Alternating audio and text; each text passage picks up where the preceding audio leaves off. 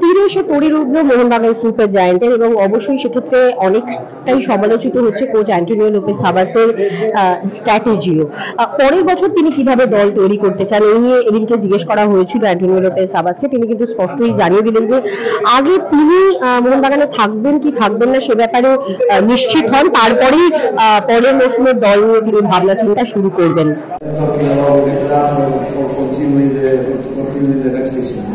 I talked the last day press conference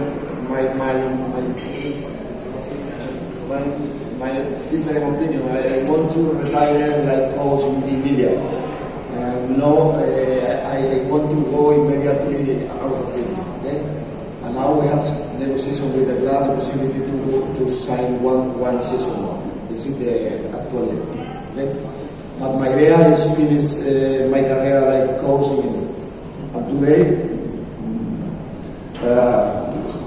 My pleasure is until final fighting, but I think psychologically too much matches, transcendental matches in the last month is maybe today's tiredness mentally, no? For me, in my opinion. ক্যামেরায় রমেশের সঙ্গে মৌতান, অস্কর TV.